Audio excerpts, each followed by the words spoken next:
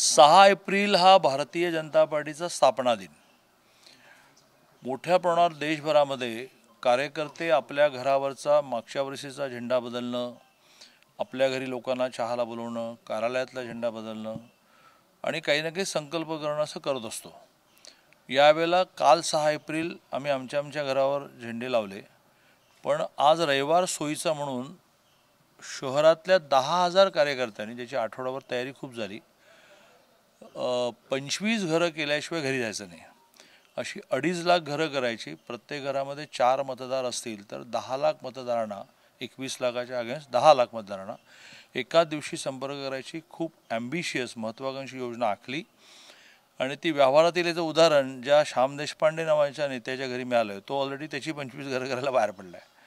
मी स्वतः 25 घरं करणार आहे, मुरली मोहोळ स्वतः 25 घरं करणार आहे. तर असा एक संपूर्ण देशामध्ये जे मॉडेल उचललं जाईल, कारण अभियानाशिवाय कार्यकर्ता हलत नाही. तर एका दिवशी 10,000, एका दिवशी 2.5 लाख घरं, एका दिवशी 10 लाख मतदार असं सुरू झालं आहे. माझंच पहिलं घर झालं. हां, टार्गेट किती आज? 2.5 लाख घरं, 10 लाख मतदार, 10,000 कार्यकर्ते, 2.5 लाख घरं, 10 लाख मतदार. पूर्ण राज्यात की आम्ही हा पुण्याला आखला आणि आठवडाभर प्रभाग, 2 प्रभाग म्हणजे 16 नगरसेवक अशांच्या एकूण 18 बैठका डिझाईन झाल्या.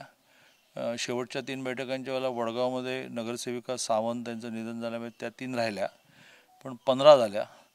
त्या 3मध्ये सुद्धा वेगळं आता 11 तारखेला मी प्रभागशा जाणार आहे. पण मीनवाईल आजचं अभियान यशस्वी होण्यासाठी काल खूप 2-3 नेत्यांनी वडगावमध्ये जाऊन घरोघर कार्यकर्त्यांना इन्स्पायर केलं, प्रोत्साहित केलं. तर वडगावसहित सगळ्या ठिकाणी आज 2.5 लाख घरांचं टार्गेट पूर्ण होईल. हा पॅटर्न आता महाराष्ट्रामध्ये बाकी ठिकाणी उचलला जाईल. फक्त महाराष्ट्र आता आकडेवर तुम्ही पुणे लोकसभेची सांगितली, पूर्ण राज्याची काय किती आकडेवर? असं आहे की आपापल्या ठिकाणी संपर्काचे वेगवेगळे पॅटर्न चालूच आहेत, पण एका दिवशी इतकी मोठी छलांग हे पुण्याने केलं. हे संध्याकाळी त्याचं रिपोर्टिंग येईल, पण मला खात्री आहे की संध्याकाळी रिपोर्टिंग हेच येईल, 10,000, 2.5 लाख, 10 लाख.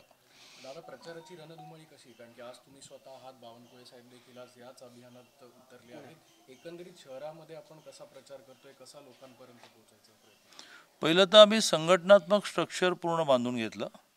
2100 बूथवर प्रत्येकी 30 जणांची समिती आणि प्रत्येकाला एका बूथवर 30 पानं असतात पाठपोट.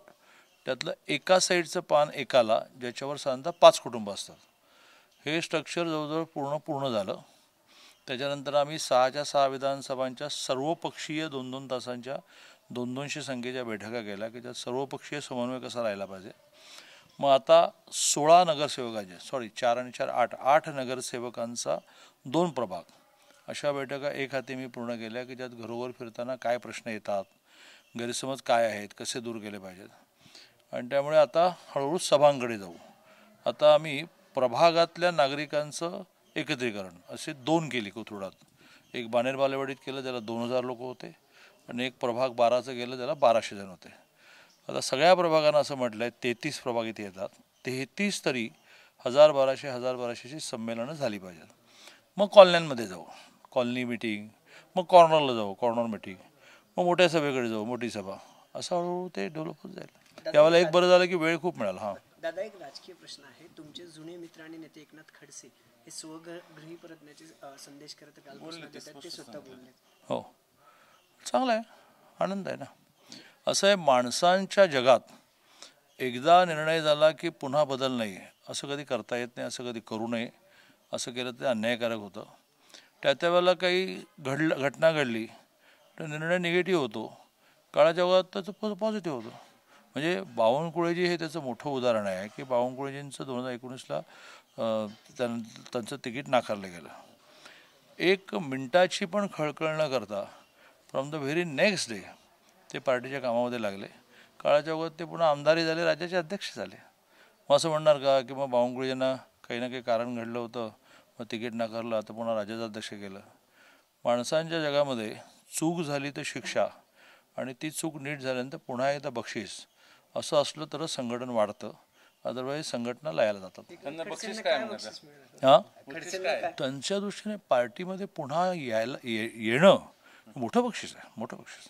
आणि मग भविष्यात आणि मोठं आणि भविष्यात बघू काय काय आहे. दादा दुसरं असं, महायुतीच्या जागा वाटपाचा तिढा अजून काही सुटत नाही. रात्री महाविकास आघाडीचा पण सुटत नाही. महाविकास आघाडीच्या बैठकीत गेल्या 2 दिवसांपासून त्यांच्या गटात नाराजी नाट्य दिसते, कारण की फ्लेक्सवर वाद असतील किंवा जागे महाविकास आघाडी काँग्रेसमध्ये, तर असं कुठेतरी महाविकास आघाडीमध्ये तर आलबेल आहेच, पण महायुतीमध्ये असं कुठेही दिसत नाही. त्यामुळे येत्या निवडणुकीत हा फायदा खरं तर थेट महायुतीला होईल. नाही, महायुती एकसंघ राहावी यासाठी उद्या तर मी मावळमध्ये चाललो, त्याच्या आधी शिरूरला गेलो, त्याच्या आधी बारामतीत गेलो, पुण्यामध्ये सोपं असल्यामुळे विधानसभाशा गेलो आणि सगळ्यांना हात जोडून विनंती केली की ह्याने काही पोट भरत नाही की फ्लेक्सवर फोटो आहे का, मोठा आहे का, छोटा आहे का, तरी घेणाऱ्यांनी काळजी घ्यावी, पण ज्याचा फोटो चुकला, छोटा झाला, त्याने हा काही इश्यू करू नये असं मी खूप हात जोडून सांगितलं आहे. आता तरी माणसांच्या गावामध्ये 4 एका रक्ताची माणसं राहिली तरी खळखळ असते. तर हे तर वेगवेगळ्या घरातून आलेले, वेगळी पार्श्वभूमी, वेगळ्या संघटना, वेगळे विचार. तर संघटना चांगली चालते तेव्हाच की ज्या वेळेला खळखळ झाली की लगेच ती नीट केली जाते. आता पुण्याचं झालं, पण बारामतीचं अजून काही मिटताना दिसत नाहीत, काही गोष्टी आहेत. नाही काय उत्तम चाललं आहे. आता स्वतः इंदापूरला देवेंद्रजी आले, खूप चांगला मेळावा झाला. मी तुम्हाला नेहमी म्हणत असतो की पुन्हा तेच की एका कुटुंबात एका रक्ताची 4 माणसंसुद्धा दिवसभरात 4 वेळा वाचतं, पुन्हा नीट होतं. हे तर वेगळे पक्ष, वेगळे विचार, वेगळ्या सवयी. दादा, पुण्याच्या बाबतीत एक प्रश्न आहे की पाण्याची समस्या काही दिवसात गंभीर होण्याची शक्यता आहे. एकीकडे उन्हाच्या झळा वाढत आहेत, दुसरीकडे पाण्याचं स्टोरेज जे आहे ते कमी होत चाललंय. याच्यासाठी पालकमंत्र्यांशी आपण काही बोलणार आहात का? याच्यावर काही मुळात आचारसंहिता लागल्यानंतर कोणाही मंत्र्याने साधा प्रशासनाला फोनही जरी केला तरी तो आचारसंहितेचा भंग होतो. तुम्ही मतदारांना आकृष्ट करण्यासाठी ते केलं असं होतं. तर प्रशासनालाच याची काळजी घ्यायला लागेल. पण शेवटी असं काही वाऱ्यावर सोडून देऊन चालणार नाही. अजितदादांचं माझं लक्ष या विषयावर आहे.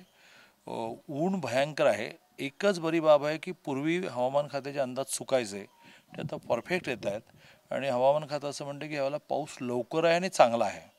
परमेश्वरावर प्रार्थना करूया की नॉर्मली जसं आपलं एक मस्त ऋतुचक्र होतं की एक 9 जूनच्या आसपास आपण वाट बघत असायचो की चला आता मान्सून आला, पण त्या मान्सूनपर्यंतची सुद्धा महिने 2 आहेत आणि त्यामुळे जपून पाणी वापरायला लागेल.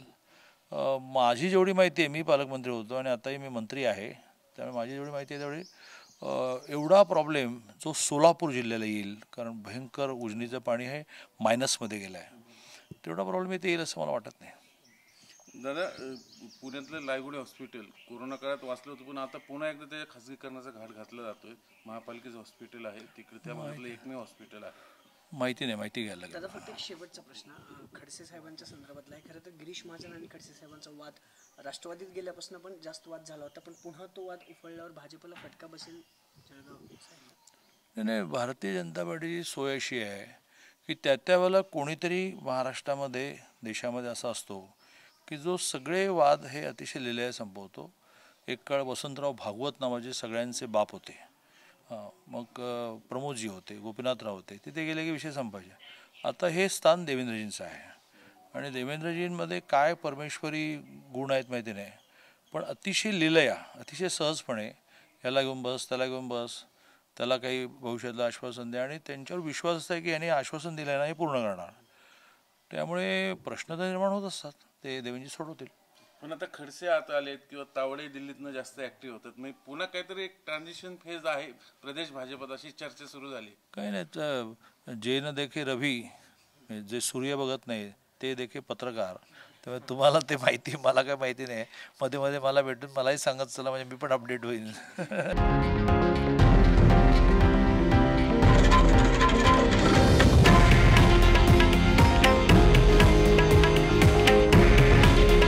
हे आहे देशातील नंबर 1 न्यूज नेटवर्क आणि आपण पाहत आहात TV9 मराठी. काळजी तुमची, हित महाराष्ट्राचं.